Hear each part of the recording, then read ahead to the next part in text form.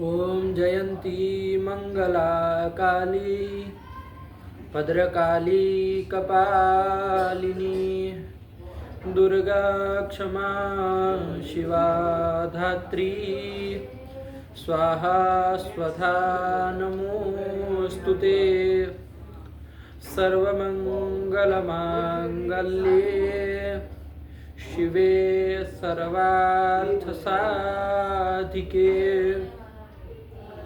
शरण्ये त्र्यंबके गौरी नारायणि नमोस्तुते सर्वस्वरूपे सर्वेशे सर्वशक्ति समन्विते भयभ्यस्त्राहि नो देवी दुर्गे देवी नमोस्तुते भगवत्यै नमः पराम्बिकायै नमः। हाँ बोलो बाबू। गुरुजी अक्षयेषु सौंडः इसका अर्थ पूछना था गुरुजी। सौंड मतलब कहा ना प्रवीण कुशल, किसमें तो अक्ष में, अक्ष यानी वो जो द्यूत क्रीड़ा होती है ना, और जुआ खेलना पासा खेलते हैं ना, तो उसमें जो कुशल आया ना, अक्षयेषु मतलब वो पासा में जो कुशल है, जुए में जुआ आदि खेलने में जो कुशल है उसको कहेंगे अक्ष सौंड। और कुछ हो गया? हाँ बताए नहीं थे, बताए तो थे ना, सौंडा मतलब कुशल। हाँ उसमें भी देख लेते हैं अमर को शादी में, तो भी पता चल जाता है। चलो कोई बात नहीं, हो गया? और कुछ नहीं हो गया? चलो सुनाना है ना? कहाँ से है बाबू, सुना दो चलो। पंचमी भयेन, पंचमी भयेन, चलो करो, क्या अर्थ कर दिए है? पंचम्यंतम समर्थम सुबंतम भयेन समर्थेन सुबंतेन सह वा समस्यते स च तत्पुरुषः। ये सब कर लोगे ना? सब जोड़ करके बढ़िया से हो रहा है, समझ में आ रहा है कैसे समास वाले सूत्रों का अर्थ किए जा रहे हैं, अनुवृत्ति ला करके किसका कौन विशेषण क्या बन रहा है सब आ रहा है। और ये जो भय न प्रकृति भय न सुबंधे न जो कहते हैं, तो उसमें भी ध्यान रखना है, क्योंकि भय सीधे सुबंध नहीं ना, तो भय प्रकृति के न सुबंधे न। एक बार वहाँ श्रीतादि प्रकृति के न लिख दिए, सब जगह समझ लेना आया ना कि इसी तरह से करना। अब शॉर्ट में हम लोग बोल देते हैं भय न सुबंधे न, तो ध्यान रखना कि क्या है, ठीक हुआ? उसका तात्पर्य यही है कि भय प्रकृति के न सुबंधे न, यही हो जाएगा। तो एक बार बोल लो पंचमी भय न की क्या बना लेंगे? पंचम्यंतम समर्थम सुबंतम भय प्रकृतिकेन समर्थेन सुबंतेन सह वा समस्यते स च तत्पुरुषः। ऐसे ऐसे वृत्तियां बन जाएगी। चलो हो गया, कोई दिक्कत नहीं। चलो उदाहरण भी दे दिए, क्या दिए बाबू? चोराद भयम, चोर भयम, यही ना दिए, समझ में आ गया? क्या अर्थ हो जाएगा कि चोर से भय आया ना? तो चलिए यही से कर लेना, मनुष्याद भयम, मनुष्य भयम कर लेंगे ना? हाँ कर लेंगे, है ना? श्वान भयम, श्वात भयम, कई सारे बन जाएंगे। अरे जिससे किसी को छिपकली से भय लगता है, किसी को उससे लगता है, तो सब में पंचमी जोड़ करके और जोड़ दो, भय के साथ कर लो। आए नहीं आया? तो चलो बन जाएगा, बन जाएगा। तो चोरात भयम, चोर भयम एक बार कर लो। इसका अलौकिक विग्रह क्या कर लोगे? चोर गसी भयसु, ये कर लेंगे। प्रक्रिया बोल लो फटाक से। पंचम्यंत समर्थ सुबंत हो जाएगा चोर गसी, उसका भय प्राकृतिक सुबंध के साथ भय सु के साथ समास कर लेंगे, और वो समास विकल्प से होगा, तत्पुरुष समास होगा। और समास से प्रातिपदिक संज्ञा करेंगे, शुभलोक करेंगे, चोर की उपसर्जन संज्ञा कर लेंगे, उसका पूर्व प्रयोग कर लेंगे, चोर भय। और परवलिंग में चलाएंगे तो भय नपुंसकलिंग में चलाएंगे तो सु लाएंगे, हम कर देंगे, पूर्व रूप कर देंगे, चोर भयम बन जाएगा। हाँ बन जाएगा, नहीं ना कोई दिक्कत नहीं। चलो तो यही बना लेना, और भी बन जाएंगे। चलो फिर कौन आया? फिर सूत्र आया स्तोकांतिक दूरार्थ कृच्छ्राणि तेन। ये आया, क्या अर्थ कर दिए इसका? गुरुजी मतलब पूरा वो बनाया था मैंने। हाँ बोलो ना, बोलो। कि स्तोकाद्यर्थ प्रकृतिकम और कृच्छ्र प्रकृतिकम च पंचम्यंतम समर्थम सुबंतम तान्तेन समर्थेन सुबंतेन सह वा समस्यते स च तत्पुरुषः। तो टिप्पणी में यही तो लिखा है, तो तुमने बनाया नहीं, थोड़ी मतलब था। लास्ट का और वो जोड़ा था ना। अच्छा उसमें आधा लिखा। चलो वही, अरे वही ना है। अरे स्तोकाद्यर्थ कोई स्तोकाद्यर्थक प्रकृतिकम में से कहे तो स्तोकाद्यर्थक कोई भी शब्द हो।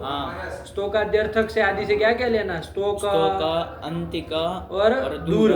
ये तदर्थक कोई भी शब्द हो तत्प्रकृति की जो सुबंत आया ना। आया।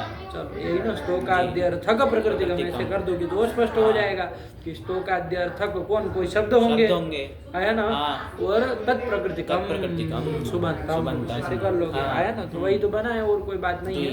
हिंदी में क्या अर्थ हो जाएगा, हिंदी में कर दो कि स्तोक, अंतिक, दूर, ये तदर्थक कोई भी सुबंत, आया ना। कोई भी सुबंत। और ये ना करना है, अर्थ को सबके साथ जोड़ के बोलो, वो अच्छा रहेगा। और स्तोकार्थक, अंतिकार्थक, दूरार्थक और कृच्छ्र सुबंत हो गया ना।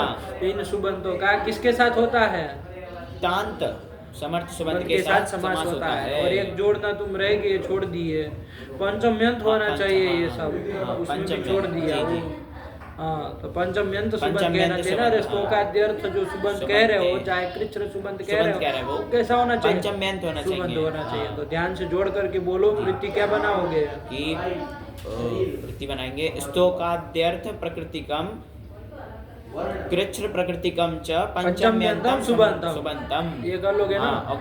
उसका तांत प्रकृति के ना सुबंत है ना, वासमस्यते सच तत्पुरुष, ये कर लोगे, आया ना। तो चलो उदाहरण भी आ ही गए ना। अरे स्तोकार्थक, अंतिकार्थक, दूरार्थक कोई भी शब्द पंचम्यंत सुबंत रहेगा तो उसका तांत प्रकृति सुबंत के साथ समास करना है। और उदाहरण क्या दिया, एक तो पहला क्या दिया, स्तोकान मुक्तः, स्तोकान मुक्तः कर लोगे। इसको थोड़ा एक प्रक्रिया से बनाओ, बाकी सब से सही हो जाएगा। हाँ, तो लौकिक विग्रह होगा स्तोकात मुक्तः, कि ऐसे करोगे, स्तोकात मुक्तः, ये थोड़े से मुक्त हुआ, है ना। मुक्त जो है थोड़े से मुक्त हो गया, थोड़े यत्न आदि से मुक्त हो गया, तो स्तोकात मुक्तः। अलौकिक विग्रह क्या हो जाएगा, स्तोक गसी मुक्तसु, यही बन जाएगा। अब यहाँ पर ये जो है वो क्या है, स्तोक गसी जो है वो पंचम्यंत सुबंत है। कैसा पंचम्यंत सुबंत है, स्तोकार्थक पंचम्यंत सुबंत है, अल्पार्थक सुबंत है, आएगा ना। और मुक्तः जो है वो कैसा है, वो तांत समर्थ सुबंत है।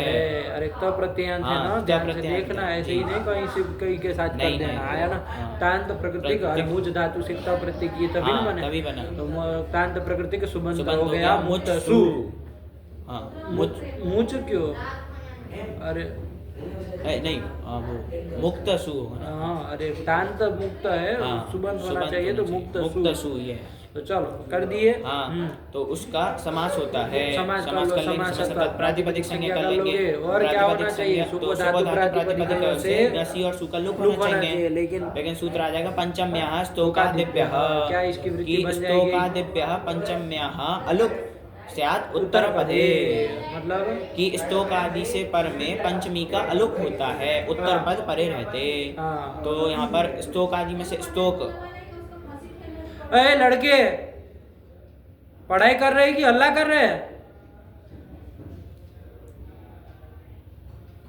क्या बोले, कि स्तोकादिभ्यः पंचम्यः अलुक स्यात् उत्तर पदे, कि स्तोक आदि से पर में पंचमी का अलुक होता है, उत्तर पद परे रहते।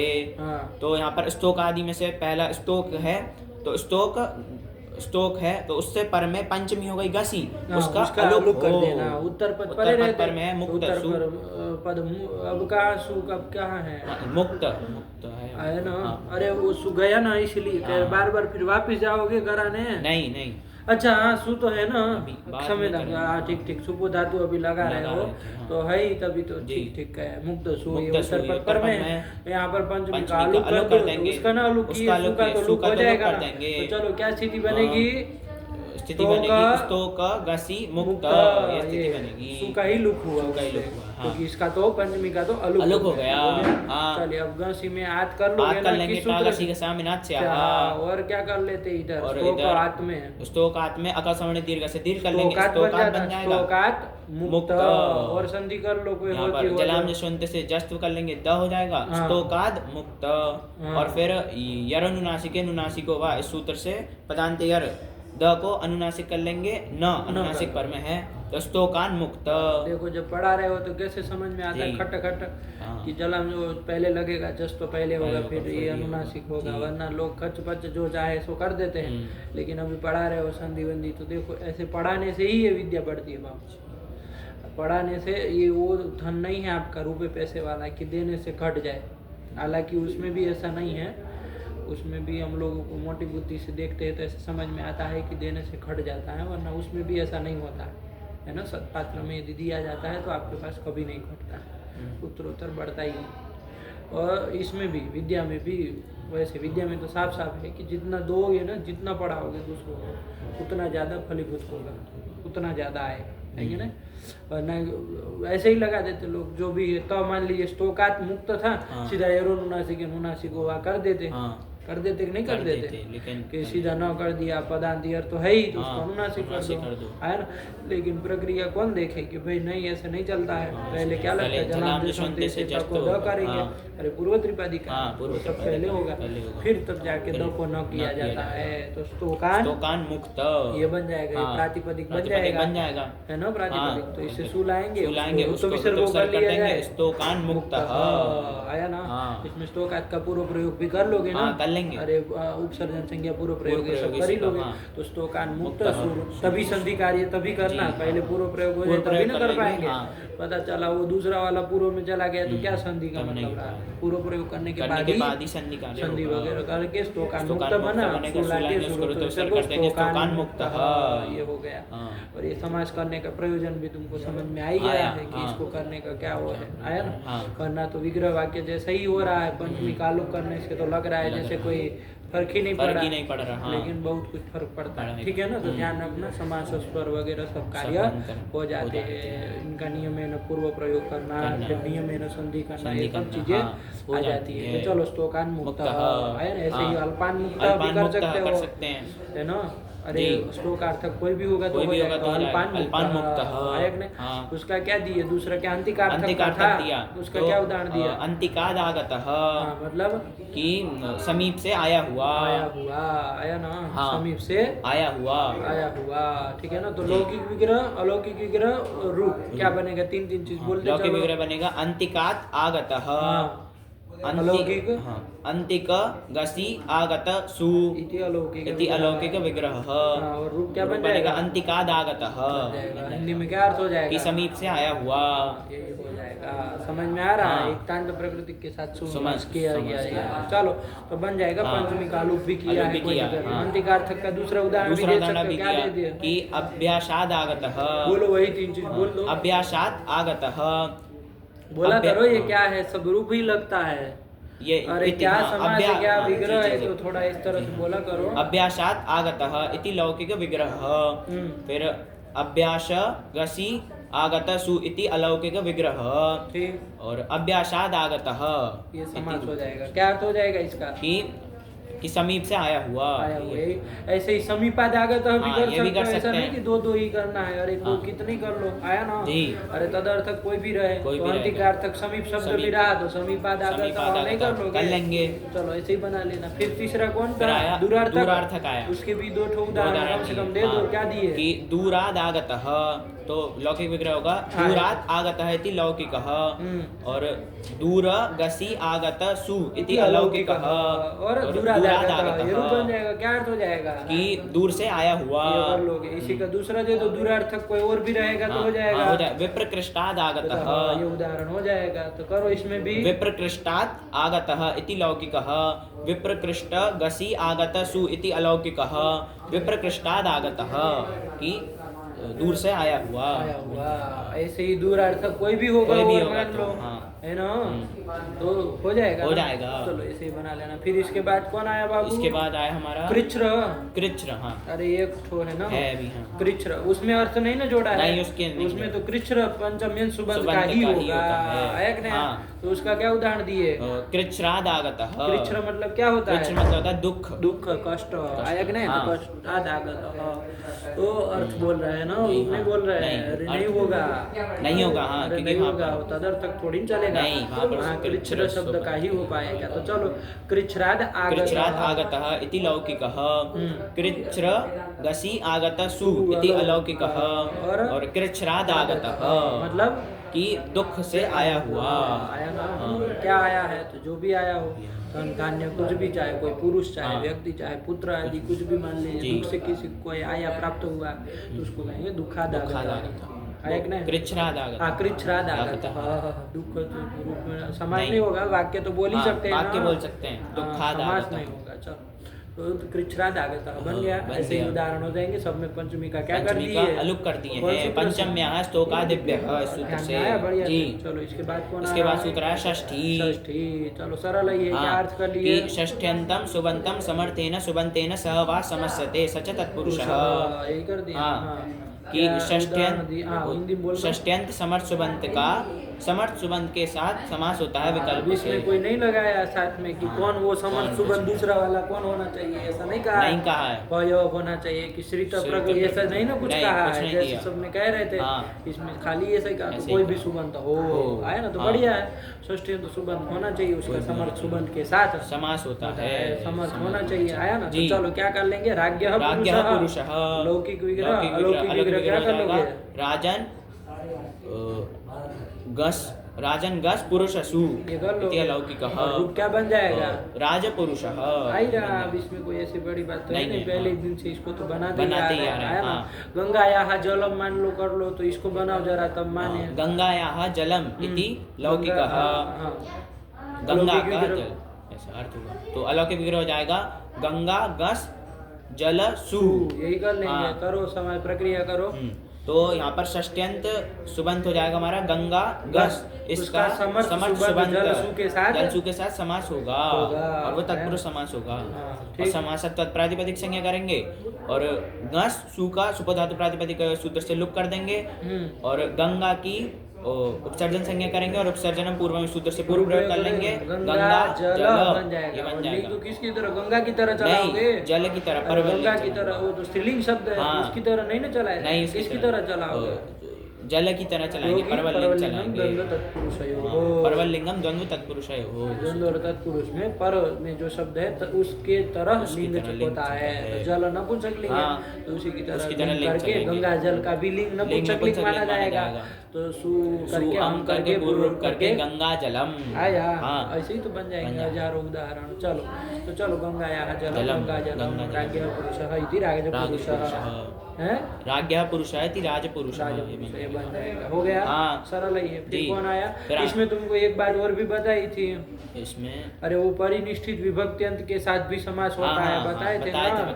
क्या? जैसे मान लीजिए कहीं है राजपुरुषम आनय, ये वाक्य राजपुरुष को बुला के राजपुरुषम आनय। तो एक तो तरीका हम लोग जैसे कर रहे वैसे अभी जो कर रहे हैं कि राज्ञः पुरुषः बराबर राजपुरुषः तम आनय। ये एक तरीका जैसे हम करते। ये तो हम किसके साथ समास कर रहे हैं? परिनिष्ठित विभक्ति अंत के साथ नहीं ना समास कर रहे हैं। परिनिष्ठित विभक्ति अंत के साथ नहीं कर रहे। नहीं कर रहे। किसके साथ कर रहे? प्रथमांत के साथ समास कर रहे हैं। फिर अलग से हम तत्शब्द के द्वारा वो अर्थ बता रहे हैं कि तम आनय। तो ये तरीका हुआ। और एक सीधे ही जो विभक्ति का वहाँ वाक्य में रूप है उस पद के उसके साथ ही सीधा परिनिष्ठित विभक्ति अंत के साथ ही समास कर दिया। जैसे क्या कर दिया जाए? राजपुरुषम आनय था ना, तो राजपुरुषम का समास बोलो तो क्या बोल दिया जाए? कि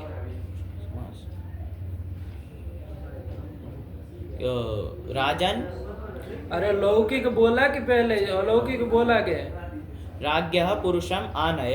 अरे आनय क्यों जोड़ोगे जब राजपुरुषम का ही बनाना? वो तो दिखाने के लिए खाली था कि यहाँ पर कर्म। राज्ञः पुरुषम इति राजपुरुषम।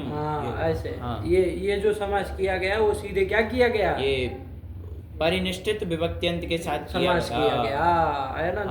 तो अरे वहाँ द्वितीय थी तो सीधे द्वितीय के साथ कर दिया, कोई दिक्कत नहीं है। अलौकिक विग्रह क्या कर लोगे? इस तरह से चलोगे तो राजन गस तत्पुरुष हम ये कर लेंगे, समास तो हो ही जाएगा। घटा लो, अरे ये षष्ठ्यंत सुबंत है, हाँ ये राजन और ये समर्थ सुबंत है, तो उसका ये समास थोड़ी कहा था कि सु ही अंत में होना चाहिए, समर्थ सुबंत होना चाहिए, तो उसके साथ भी समास कर सकते हैं कि नहीं कर सकते हैं। तो जब समास करोगे ये सी प्रक्रिया से तो सुअम किसका गा स्वर और अम का लुक हो जाएगा, सब करके राजपुरुष जब बन जाएगा, अब कौन विभक्ति लाओगे, यहाँ पर अम ले आएंगे सीधे, क्योंकि वैसे ही ना समास कर रहे थे, वैसे ही कर रहे थे, अमला करके हमें पूर्व से पूर्व कर लेंगे, राजपुरुषम आनयो बन जाएगा, तो राज्ञः पुरुषम इति राजपुरुषम, बाकी जोड़ते रहो आनय वगैरह जो भी कहना है कि राजपुरुष को लाओ, आए नहीं, ये भी तरीका होता है, ये भी समास किया जाता है, कर सकते हैं कि नहीं, दोनों पक्ष चलते हैं शास्त्रों में, आया ना। लेकिन ज्यादातर हम लोग कौन सा वाला वही अपनाते हैं, समास किसके साथ कर लेते हैं, वो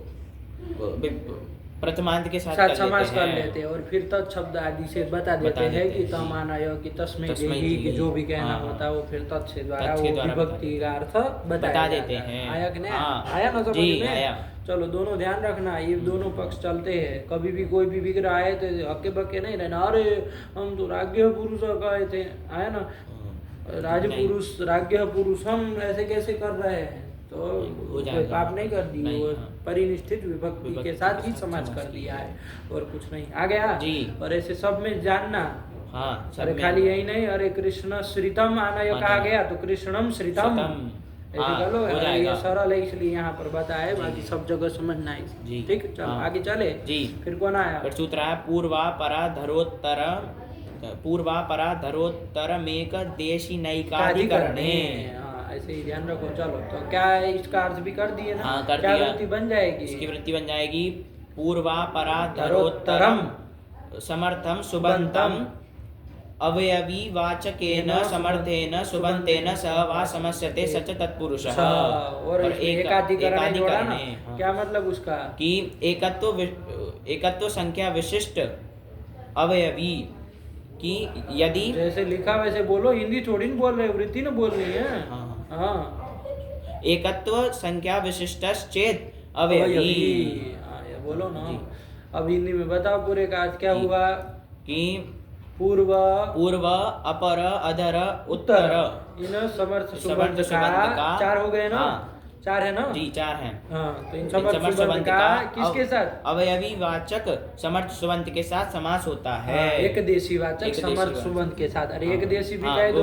अरे एक देशी अवयवी पर्याय होता है ना, एक देश मतलब अवयव, तो एक देशी मतलब अवयवी, तो एक देशी वाचक सुबंत है, अवयवी वाचक सुबंत के साथ समास होता है विकल्प से, और वो तत्पुरुष होता है। लेकिन ये समास कब होता है, तो कंडीशन लगा कि भैया एकाधिकरण है, मतलब कि एक ही अधिकरण हो, अधिकरण मतलब बताए थे ना, क्या लेना, द्रव्य, एक ही द्रव्य होना चाहिए, आया ना, जैसे काय एक ही द्रव्य है ना, एक ही द्रव्य है, इसलिए उसका समास हो जाएगा, आया कि नहीं, जी हो जाएगा ना, हो जाएगा। यदि अनेक होते, मान लीजिए छात्राणाम में ऐसा कुछ होता तो अनेक द्रव्य हो गए, तो फिर उसका पूर्वादि सुबंत के साथ समास नहीं होगा, अवयवी जो एक देशी एक अवयवी जो है वो एक होना चाहिए, एकत्व संख्या विशिष्ट होना चाहिए, यही न कहा, यही कहा, यही न कर दिया, ध्यान रखना इस बात को। चलो बन जाएगा, समझे।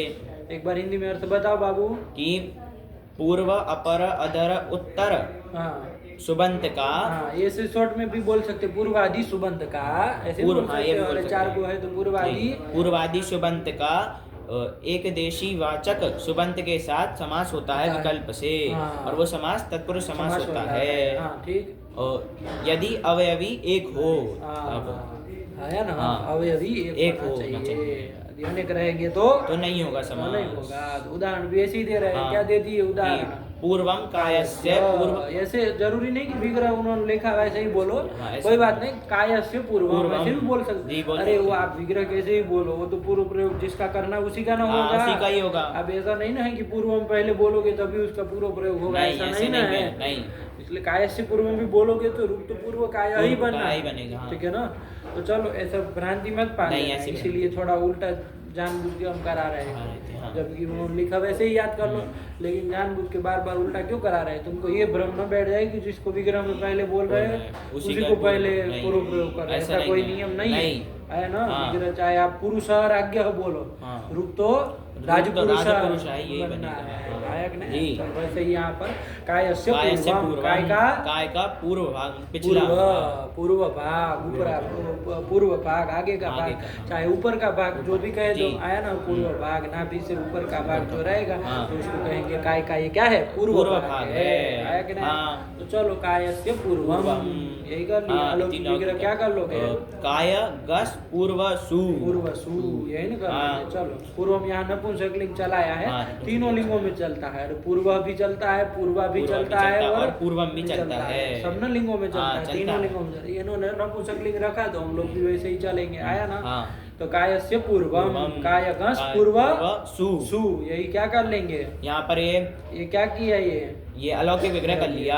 चलो अब क्या कर लिया जाए? समास कर लिया जाए। तो अवयवी वाचक समर्थ सुबंत हो जाएगा कायगस, उसका पूर्व सुबंत के साथ, पूर्व सु के साथ समास कर लेंगे। और वो अवयवी एक होना चाहिए, एक ही ना है, गस ही ना कह रहा है, हम नहीं ना कह रहे हैं, नहीं ना कह रहे हैं। चलो तो इसलिए कर लिया जाए, समास कर लेंगे। समास क्या हो जाएगी? प्रातिपदिक संज्ञा हो जाएगी, शुभ लुक कर लेंगे। किसका? और सु का लुक कर लेंगे। तो वो क्या बचा? काय पूर्व। किसकी उपसर्जन संज्ञा हो जाएगी? पूर्व की। वही ना प्रथमांत निर्दिष्ट है। समास विधायक शास्त्र में प्रथमांत कौन था? प्रथमांत था पूर्वापराधरोत्तरम, ये तो उससे निर्दिष्ट पूर्व हो रहा है। आगे अधर, उत्तर और अपर, अधर, उत्तर ये सब हो जाएंगे। सब में उन सब की उपसर्जन संज्ञा होगी और उसका पूर्व प्रयोग कर लेंगे। चलो आगे ना पूर्व काय और शुरू तो विसर्ग करके पूर्व काय, ये तो बन जाएगा। अब लिंग किसकी तरह चलाओगे? पूर्व की तरह चलाओगे? नहीं, काय की तरह, परवल लिंग का, लिंग पर की तरह चला। तो चलो काय जो पुल्लिंग में था, है ना, उसी की तरह पूर्व काय, ऐसे ही अपर काय, अधर काय, उत्तर काय, सब बन जाएंगे। सरल ही है। आया ना? और किसी का भी पूर्व भाग ऐसे कर सकते हो? नहीं कर सकते हैं। फलस्य पूर्वम, फल का पूर्व भाग, कोई फल है मान लीजिए सेव आदि, तो उसका पूर्व भाग आया नहीं? तो फल से पूर्वम रूप क्या बन जाएगा? ध्यान से बनाना जरा। पूर्व फलम, नपुंसकलिंग क्योंकि फल तो नपुंसकलिंग था ना, तो पूर्व फलम बन जाएगा। अपर फलम, उत्तर फलम, अधर फलम, ऐसे ही कर लेना, कोई उसमें बड़ी बात नहीं है। ठीक हुआ? चलिए यही कर लिया। यदि मान लो फला नाम होगा, फलों का पूर्व भाग, फलों का पूर्व ऐसा कहा जाए, तब हो पाएगा? तब नहीं हो पाएगा। क्यों? क्योंकि एकाधिकरण होना चाहिए कि होना चाहिए। क्यों नहीं हुआ ये पूछ रहे हैं? क्योंकि यहाँ पर जो अवयवी है फल, वो मतलब अनेक हैं, एकत्व संख्या विशिष्ट नहीं है। उसी की भाषा में जवाब दोगे ना तो अच्छा रहेगा जी, क्योंकि फिर उलझोगे नहीं, इधर उधर नहीं निकलेगा। आया ना? उन्होंने क्योंकि सब फिट करके रखा हुआ है। चलिए एकत्व संख्या विशिष्ट अवयवी नहीं है, इसीलिए नहीं, यहाँ पे समास नहीं होगा। ऐसे ही पूर्वज छात्राणाम में भी नहीं होगा। अच्छा, कायस्य पूर्वम में षष्ठी समास प्राप्त था कि नहीं प्राप्त था? प्राप्त था। तो उसका ये क्या बन जाएगा? ये अपवाद बन जाएगा। बन जाएगा। लिख दिए है वहाँ षष्ठी समास अपवाद। षष्ठी सूत्र से जो षष्ठी तत्पुरुष समास हो रहा है, इसका ये अपवाद है। अपवाद हो जाएगा। हो जाएगा। कोई कहेगी उसी से कर दो, जब समास ही करना है तो पूर्व काया बन पाता? नहीं बन पाता। कायस्य पूर्वम का क्या रूप बनने लगता? काय पूर्वम ऐसा रूप बनने लगता। पूर्व कायम नहीं बनता। इसलिए अलग सूत्र करके ये कर दिया। आया ना? चलिए तो कोई बात नहीं, आ गया बढ़िया, कोई दिक्कत नहीं है। चलो यही कर लिया। फिर कौन आया सूत्र? सूत्र है अर्धम नपुंसकम। इसको भी हम लोग चला ही लिए थे ना। क्या समय हुआ इसमें? 28 हुआ। चलो इसको रखो, अर्धम नपुंसकम से उसमें करते हैं, थोड़ा पाठ में भी थोड़ा विचार कर लेते हैं जी। चलो भगवते नमः, परम्बिकायै नमः। अस्तु।